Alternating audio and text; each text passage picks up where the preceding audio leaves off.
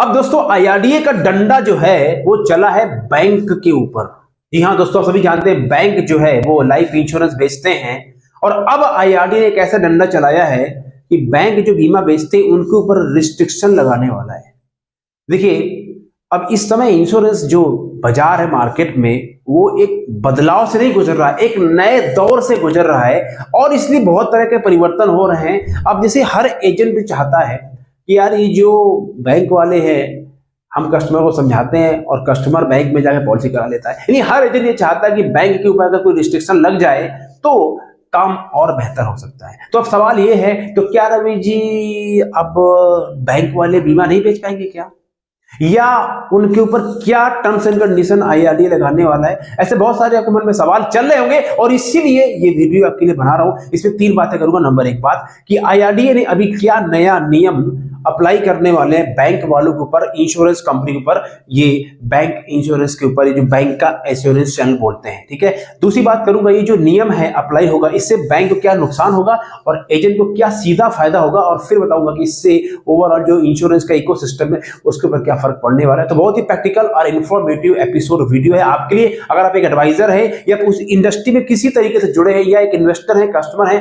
तो भी आपको जानना जरूरी है कि बाजार में क्या हो रहा है। दोस्तों, मेरा नाम है Ravi Sichan and I am the founder of fortune business model and found to fortune system.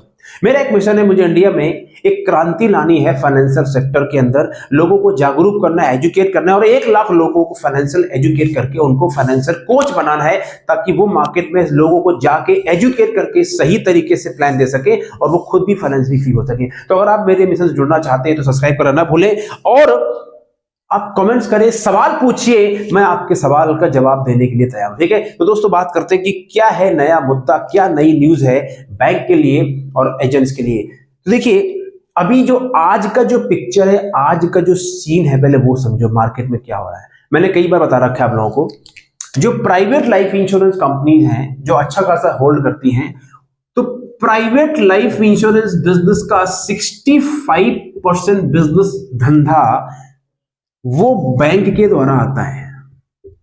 इसमें एलआईसी इंक्लूडेड नहीं है, मैं प्राइवेट इंश्योरेंस कंपनी की बात कर रहा हूं। 65% बिजनेस बैंक से आता है, इसको बोलते हैं बैंक का एश्योरेंस चैनल, ठीक है। जिसमें अगर मेजर देखा जाए, बहुत ध्यान से सुनो मैं क्या समझा रहा हूं, अगर इसमें मेजर देखा जाए तो एचडीएफसी लाइफ, आईसीआईसीआई प्रूडेंशियल और मैक्स लाइफ। समझो बात को मुद्दा। एचडीएफसी लाइफ की खुद की बैंक है एचडीएफसी बैंक, आईसीआईसीआई की बैंक है आईसीआईसीआई बैंक, और मैक्स लाइफ में काफी सारा जो शेयर है वो एक्सिस बैंक का है। तो ये भैया अपनी खुद की कंपनी है, खुद की बैंक है, आपस में घुस कर लेते हैं, ठीक है। ये बात आईआरडी को समझने की। तो अभी क्या हो रहा है, अभी भैया कंपनी, अब मान लो एक, मैं देखो एक बायस बात नहीं कर रहा हूं, मैं आपको एक्चुअल मार्केट का सिनेरियो दे रहा हूं।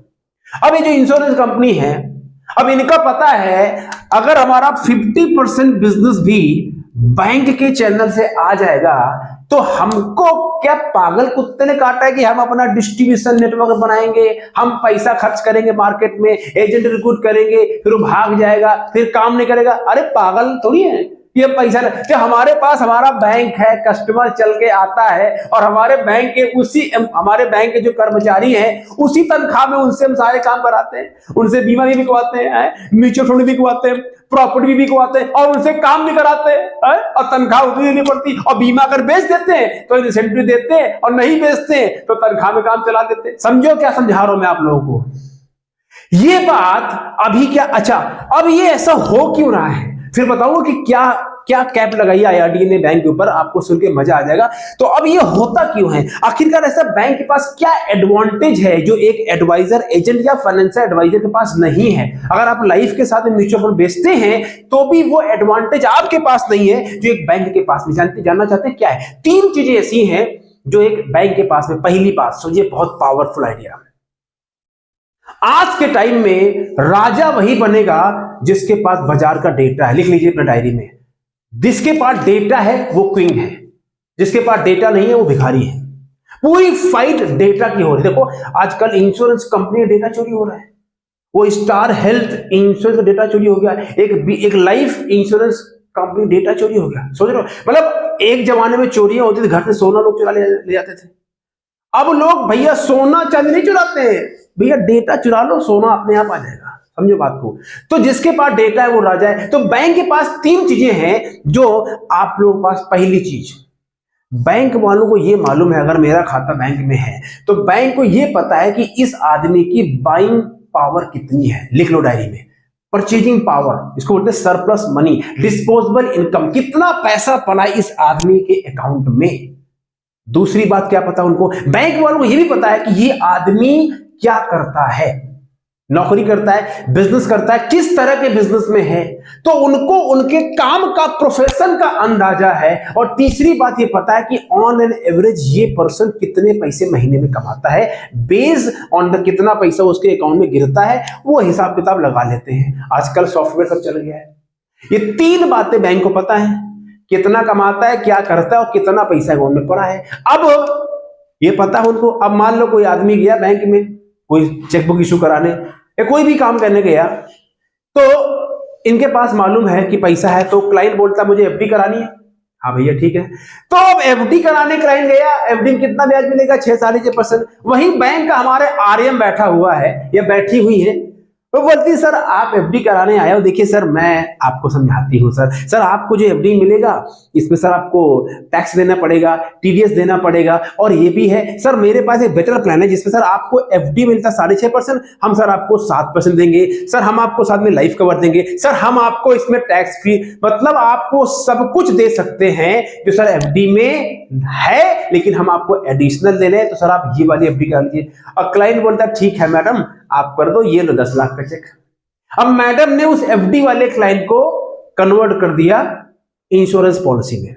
लेकिन यही प्लान जब एज ए एजेंट एडवाइजर आप जाते हो क्लाइंट के पास, तो क्लाइंट बोलता ना भैया बीमा की बात मत करना, ना इंश्योरेंस की बात मत करना, ना। उसको हर बात आपकी लगती है जहर की तरह, ना ना ना। उसको लगता है झूठ बोल रहा है। क्यों? बाजार में मिस सेलिंग बहुत हो चुकी है। तो दोस्तों अब समझो, अब क्या कैप लगाई है, क्या न्यूज है वो जानो। ये इसलिए मैंने बताया, इसलिए कॉन्टेक्स्ट सेट किया ताकि आपको बात समझ में आ जाए, चूना हटा के, लगा के नहीं। आईआरडी ने जो देखा कि यार ये जो मैंने नाम लिखे थे कंपनियों के, आपको जान के हैरान, इनका 60% बिजनेस केवल बैंक से ही आता है। और ये बात आईआरडी को खड़ा रही है कि भैया जब सब बिजनेस बैंक वाले ही कर लेंगे तो एजेंट क्या बेचारे भूखे मरेंगे। तो अब आईआरडी ने बोला भैया सुनो इधर, ए बैंक वाले भैया, अब आप एक बीमा कंपनी की पॉलिसी 50%, यानी अगर आप एक साल में 1000 पॉलिसी बेचते हैं तो 1000 में केवल एक कंपनी की 500 पॉलिसी बेचेंगे। यानी 50% बिजनेस से ज्यादा अगर आपने एक कंपनी में दिया तो हम आपको टाइट कर देंगे। अब समझ रहे हो? हाँ, ये बात आईआरडी समझ गया। और इधर बैंक वालों को पकड़ा, उधर कंपनी वालों को बोल दिया, हेलो कंपनी वाले भैया, अगर आपका का सारा बिजनेस केवल एक ही बैंक से आ रहा है या केवल बैंक के द्वारा आ रहा है तो भी ठीक नहीं है, आपको डाइवर्सिफाइड चैनल में काम करना पड़ेगा। मतलब क्या है, मोनोपोली जो है उसको खत्म करने जा रही है आईआरडी। इसके लिए बहुत काबिले तारीफ काम करने जा रही है। ये बात सबको समझ में भी आती नहीं है, मैं गहराई पे चलता हूं, इसलिए मेरा वीडियो सुना करो तो पेन और पेपर और थोड़ा ठंडे दिमाग से बैठा करो। ये मोनोपोली जो है वो खत्म होने वाली है, ये जो डिसीजन आने वाला है, ठीक है। तो अब ये नियम आ गए, नियम समझ में आ गए कि 50% से ज्यादा आप बीमा बेचेंगे तो एक कंपनी नहीं, और सेम कंपनी के लिए कि भैया आपका बिजनेस मल्टीपल चैनल से आना चाहिए, उसमें एजेंट के द्वारा भी आना चाहिए, बैंक वाले भी करें, कॉर्पोरेट इंश्योरेंस के ब्रोकर करें, ऑनलाइन करें, यानी सबको कमाना है ना यार। अब सारा पैसा अगर एक ही जगह चला जाएगा तो बाकी क्या झुंझुना बजाएंगे? और ये हिंदुस्तान में है, यहाँ पे डिसेंट्रलाइजेशन ऑफ मनी है। कुछ के पास बहुत पैसा है और कुछ बेचारे स्ट्रगल इसीलिए कर रहे हैं कि यहाँ पे पैसा कमाने की जो है वो जड़ें हैं वो कंट्रोल कर रखी है हमारे ऊपर के सिस्टम ने, ठीक है ना। तो ये बात आपको समझ में आई कि नहीं आ गई? अगर बात समझ में आ गई है तो टाइप करो यस। अब बात करते हैं इससे फर्क क्या पड़ेगा, बैंक वालों को नुकसान क्या है और एजेंट को फर्क। देखिए मैं कोई बैंक का दुश्मन नहीं हूं, आप बात समझो। हाँ, ना मुझे कोई एजेंट पैसा दे रहा है, ना बीमा कंपनी दे रही है, ना मुझे बैंक वाले दे रहे हैं। मैं एक कंटेंट क्रिएटर हूं, मैं एक सेल्स कोच हूं, राइट, मैं एक ट्रेनर हूं और मैं एक जिम्मेदार व्यक्ति भी हूं। मुझे थोड़ी बहुत नॉलेज है, मैं इकट्ठी करता हूं, वो आपको शेयर करता हूं। किसी तरह से कोई बैच नहीं है कि यहां से लिया उसका दिया। बात समझ आ रही है आपको? हाँ, अगर मेरा वीडियो सुनते हो तो ये बात कान में डाल लेना। मैं कोई भी बायस जानकारी नहीं देता हूं, ठीक है, मतलब मेरा कंटेंट बिकाऊ नहीं है और मैं भी बिकाऊ नहीं हूं, ठीक है। अब बात करते हैं इससे बैंक का नुकसान क्या है और एजेंट का फायदा क्या। देखिए सीधा नुकसान है, जब आपकी दुकान बढ़िया आप पूरा सब बेच रहे हो, कोई टेंशन नहीं है, अब जब ऊपर कैप लगी हुई है इससे ऊपर जा ही नहीं पाओगे, तो फोकस डाइवर्सिफाई करना पड़ेगा, यस नो। और जब फोकस डाइवर्सिफाई होगा तो जो बिजनेस अभी कस्टमर का एजेंट का बैंक जा रहा था वही बिजनेस अब सीधे कस्टमर के एज एजेंट आपको मिलेगा। मतलब क्या, बैंक ऊपर कैप लग जाएगी, एजेंट के लिए मार्केट खुल जाएगी। भाई रोज रास्ता है, जाम लग गया, दूसरा रास्ता खुल जाएगा, तो जो दुकानें उस रास्ते में उनकी दुकानें चल जाएंगी। अभी एक ट्रैफिक इसी रास्ते से जा रहा था बैंक के द्वारा, तो उनका सब कुछ था, एजेंट बेचारे स्ट्रगल। अब जब एजेंट के द्वारा बिजनेस जाना शुरू हो जाएगा तो उनकी भी दुकान चल जाएगी। दुकान सबकी चल रही है लेकिन थोड़ी स्पीड आ जाएगी। अच्छा एक बात और सुनिए, अच्छा बैंक वाले अगर नहीं मानेंगे, क्योंकि इंस्टीट्यूट है, पैसा बहुत है, नहीं मानेंगे तो अब आईआरडी इतना उतावला हो गया है, भाई साहब आईआरडी इनके ऊपर चालान ठोक देगा और आरबीआई भी चालान ठोक देगा। जानते हो ऐसा क्यों हो रहा है? ऐसा इसलिए हो रहा है, आईआरडीए, आरबीआई, सेबी, ये तीनों रेगुलेटर है, ये रिपोर्ट करते हैं फाइनेंस मिनिस्ट्री को। फाइनेंस मिनिस्टर को है श्रीमती सीतारमण जी। सीतारमण जी बिल्कुल निष्पक्ष लीडर हैं, वो किसी की सुनती नहीं है, किसी की बात की। और सेम ये यानी एफएम फाइनेंस मिनिस्ट्री के बाद में जो आईआरडी के चेयरमैन लाए हैं श्री देवाशीष पांड्या जी, भाई साहब बहुत धाकड़ आदमी, वो भी किसी सुनते नहीं है। कोई आ जाए, कोई तोप खान हो, सुनना नहीं है। अच्छा उसका कारण सुन लो, मैं थोड़ा और गहरे में चलता हूं। ये जो देवाशीष पांड्या जी हैं, ये है उड़ीसा के, समझो बात को। उड़ीसा के जो लोग होते हैं वो पैसे में ज्यादा फोकस नहीं करते, उनका जो उड़ीसा का जो माइंडसेट है वो है स्पिरिचुअलिटी, धार्मिकपन ज्यादा होते हैं, भगवान से रूट्स कनेक्टेड होते हैं। और जब आदमी का फोकस ज्यादा पैसे में होता नहीं है तो पैसा उसी पीछे भागता है।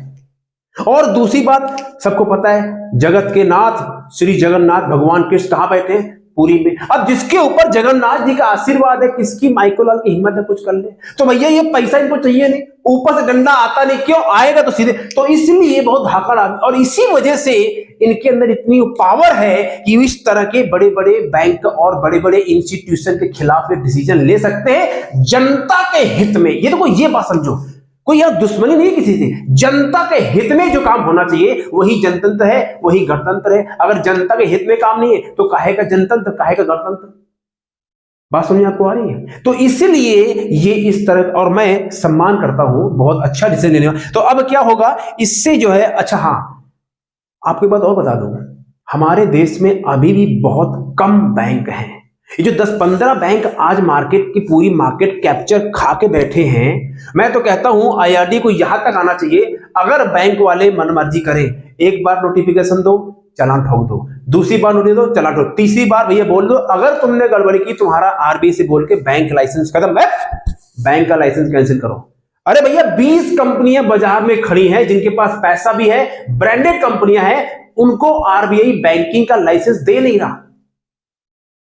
जैसे ये कंपटीशन खुलेगा, मैं कहता हूं 100-200 बैंकें और मार्केट में आ जाने दो, ये बाजार में और मार्केट आए और कंपटीशन आए और नौकरियां खुलेंगी और बैंक वाले आएंगे, देखो कैसे मार्केट ओपन होती है, राइट? चालान ठोक दो। तो ये दूसरा नुकसान होगा। और तीसरा जो सबसे बड़ा नुकसान है वो ये है कि जब एजेंट मार्केट में आपको जो फायदा होगा, उनका नुकसान आपका फायदा। तो जो जहां पे जनता का फायदा है वही सबका फायदा है। तो एजेंट की सबसे बड़ी अपॉर्चुनिटी क्या है?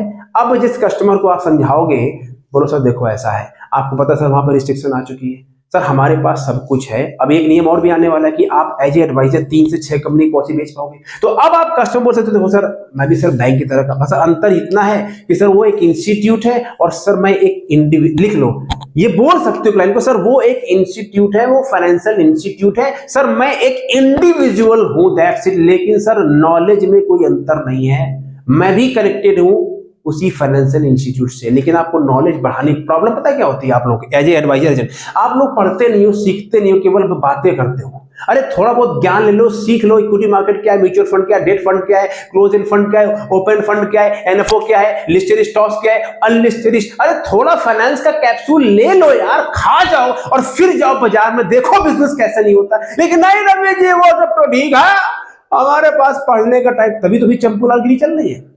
भैया जिंदगी बदलनी है, पैसा कमाना, उसके लिए स्ट्रगल करना पड़ता है, पढ़ना पड़ता है, लिखना पड़ता है। बात समझ आपको आ रही है? हाँ, अब आते हैं इससे पूरे इकोसिस्टम में क्या फायदा होगा और आपका फायदा क्या होगा उसकी बात करते हैं। उसके पहले एक बात और सुनिए, अब वो जमाना चला गया कि भैया हम तो एक कंपनी जुड़े हैं और कुछ नहीं। और भैया लाला जी ठीक हो? हाँ मजे साथ बढ़िया, चलो भैया कर दे दो, अभी अभी हमारे घर में बिटिया हुई है, इसके नाम की कोई बीमा कर दो बस। हाँ भाई लाओ, कर दिया। अब वो जमाना चला गया। अब क्लाइंट पहले R&D कर लेता है, कौन सी कंपनी का भैया, कितना मिलेगा, इसमें क्या लगेगा, क्योंकि सब जानकारी फोन में आ गया है। वो जमाने चले गए और अब आपको बीमा एजेंट से अपने आप को ट्रांसफर करना पड़ेगा फाइनेंशियल डॉक्टर में। उसके लिए आपके पास 3 चीजें होनी चाहिए। नंबर 1 सही माइंडसेट, नंबर 2 सेलिंग स्किल्स, उसमें लीड जनरेशन है, उसमें अपॉइंटमेंट सेटिंग है, उसमें सवाल पूछना है, उसमें क्लोजिंग है, उसमें ऑब्जेक्शन हैंडलिंग है और बहुत सारी चीजें। और तीसरी बात एक सिस्टम, कि आप 24 घंटे बैल के कोल्हू की तरह ना भागे, एक सिस्टम लगा दो, अपने आप पंखा चलता रहे लाइट से। ये सब कुछ चाहिए। कहां मिलता है? भटको मत। अगर आपको चाहिए, मेरी टीम का नंबर नीचे है डिस्क्रिप्शन में, या जो मेरा फोन टू फोन जो सिस्टम है उसका लिंक है, मेरे साथ जुड़ो, मेरे मिशन से जुड़ो। वो सब कुछ मैं आपको सिस्टम को दूंगा। 10,000 का प्रोग्राम आपको दे रहा हूं 1,997 रुपए में, प्लस 40,000 के बोनस। क्या करना चाहिए? ज्वाइन करो और आओ और आगे बढ़ो। अब बात करते हैं कि इससे पूरे इकोसिस्टम में क्या फायदा होने वाला और क्या बदलाव होने वाला है। तो देखिए, सबसे पहली बात तो यही होगा कि जो कस्टमर को, FD वाले कस्टमर को ये लोग बीमा बेच देते हैं, वो तो अब होगा नहीं। क्यों? रिस्ट्रिक्शन और बढ़ेगी, 50% के ऊपर जा नहीं पाओगे और IRD की नजर जो है वो है, तो ये तो होगा नहीं। और जब इधर होगा नहीं तो एजेंट का सीधा फायदा, कि भैया आपके लिए मार्केट ओपन है। और जो सबसे बड़ी बात है, जो बाजार में एक अनबायस्ड है। देखिए, आज भी मेरा ऐसा पर्सनली मानना है कि देश जो ये कह रहे हैं 2047 तक हर घर घर में हमें इंश्योरेंस पहुंचाएंगे, प्रोटेक्शन देंगे, ये गोल तो सही है। लेकिन अगर मुझसे कोई पूछे, अगर मेरी कोई सलाह ले, मे बी प्रधानमंत्री जी या सीतारमण जी, कोई भी है, मैं एक अपनी राय दे रहा हूं कि गोल ये तो ठीक है 2047 तक भैया हर घर में पहुंचाना। गोल पता क्या होना चाहिए? 2047 तक भारत को गरीबी मुक्त बनाना है। यानी हर नवयुवक, नौजवान, नवयुवती के पास 3 चीजें होनी चाहिए। नंबर 1 एजुकेशन, उसके पास सबसे पहले ये एजुकेशन होनी चाहिए कि अपने पैरों पे खड़ा कैसे होना है। नौकरी है या गई तेल लेना, अपने पैरों पे कैसे खड़ा होना, जिसको बोलते हैं self education and business education and money education. ये पहला, अगर हमारे देश का नवयुवक आज एजुकेट हो जाए केवल 3 चीजों में, एजुकेशन, सेल्फ लाइफ के बारे में, दूसरा मनी एंड तीसरा बिजनेस, हमको नौकरी की जरूरत ही नहीं, हम नौकरी क्रिएट करने वाले बन जाएंगे। We will become the job creator, not for India only, for the whole world. यकीन मानिए, ये कोई चुनावी मुद्दा नहीं है, मैं बता रहा हूं। तो ये पहला गोल है, हर जगह एजुकेशन। नंबर दूसरा गोल क्या है? एजुकेशन हो गई। नंबर दूसरा है इकोसिस्टम। सबको बिजनेस करने के लिए बराबर अपॉर्चुनिटी मिलनी चाहिए। मतलब क्या है? बिजनेस करने के लिए जो आइडिया और कैपिटल चाहिए, इधर दिमाग का आइडिया, इधर मनी कैपिटल का आइडिया, वो भी होना चाहिए। वो कौन दे सकती है? सरकार। या मैं रिक्वेस्ट करता हूं, वो जो बड़ी बड़ी कंपनी, जो बिजनेस ओनर, जो सेटल हो चुके हैं, जो अपनी कंपनी चला रहे हैं, वो आगे हैं, और जो यंग बच्चे हैं, ये यंग लोग हैं, उनको सपोर्ट करें, वो भी नया बिजनेस स्टार्ट करें। जैसे एक जेप्टो कंपनी के जो फाउंडर, एक 20 साल का, एक 21 साल का, जेप्टो जो कंपनी आजकल लोग घर में सामान पहुंचाती है, 4,000 करोड़ की कंपनी है, 2021 में कंपनी शुरू की दोनों बच्चों ने, राइट। ऐसे मैं चाहता हूं हजारों कंपनियां खुले। जब ये सब कंपनियां खुलेंगी, एम्प्लॉयमेंट इतना जनरेट होगा, इतना कैश फ्लो आएगा, सब चक्कर खत्म हो जाएगा। तो पहला education, number 2 opportunity, and number 3 जो मेरा पर्सनल ऐसा मानना है, जो टैक्स स्ट्रक्चर है अभी भी गवर्नमेंट का, वो बड़ा कॉम्प्लेक्स है, उसको थोड़ा ठीक करना चाहिए। ठीक है, हालांकि थोड़ा टॉपिक से हट गया, लेकिन मुझे ऐसा लगता है कि आप भी जो इस वीडियो को सुनते हो, देखते हो, आप भी कहीं ना कहीं बिजनेस से सेंस रखते हो, या आप एक कस्टमर भी हो, तो आप भी यही चाहते हो कि सबके लिए अपॉर्चुनिटी होती है। वो कैसे हो सकता है? हमें खुद को सेल्फ एजुकेट करना पड़ेगा। ठीक है, तो उसकी दोस्तों जिम्मेदारी आपको खुद लेनी पड़ेगी। आप इस वीडियो को देख रहे हैं, अगर आपको लगता है जो मैंने यहाँ बताया आपके काम का वैल्यूबल है, सब्सक्राइब करें, कमेंट्स करें, और किस तरह वीडियो आप चाहते हैं, और कर भला तो हो भला, 5 लोगों को शेयर कीजिए and become part of my 4 to 4 system. यार इतने देखिए, मैं अपने मिशन को जी रहा हूं, 1 लाख लोगों को मैं इम्पैक्ट करना चाहता हूं और ये मिशन पूरा हो भी रहा है, इसीलिए इतने कम पैसे में दे रहा हूं। मैं चाहता हूं गांव-गांव से शहर से लोग जुड़ भी रहे हैं और आगे बढ़े और एजुकेशन लेके जाके लाइफ को चेंज करें। अगर आप इंश्योरेंस का काम नहीं भी करते तो भी जो मैं आपको सेलिंग स्किल सिखाता हूं, मैं जो माइंडसेट देता हूं, वो आपको जिंदगी में हर जगह काम आता है। ठीक है, और मेरा उद्देश्य बीमा एजेंट बनाना नहीं है, मेरा उद्देश्य फाइनेंशियल एजुकेटर बनाना, मेरा उद्देश्य फाइनेंशियल कोच बनाना। और जब आप फाइनेंशियली एजुकेट हो जाएंगे तो लाइफ में पैसे की प्रॉब्लम खत्म हो जाएगी। प्रॉब्लम ये है आप पैसा कम कमाते हो, ये प्रॉब्लम नहीं है, आपको पैसे की एजुकेशन नहीं, यही सबसे बड़ी प्रॉब्लम है। ठीक है, मैं फिर बोल रहा हूं, मेकिंग मनी इज इंपॉर्टेंट, लेकिन how much you make doesn't matter, but how much you know about money, it is all it matters. ठीक है, तो थैंक यू वेरी मच दोस्तों, उम्मीद करता हूँ ये अच्छा लगा होगा। टेक केयर, सब्सक्राइब कर लीजिए। और हाँ, अगर आप बैंक में नौकरी करते हो तो भैया बुरा मत मानना, मैं वही बोलता हूँ जो सही है। सच कड़वा होता है, बचाने की आदत डाल लो। मोगेम्बो, खुश हुआ। Thank you very much, take care, God bless.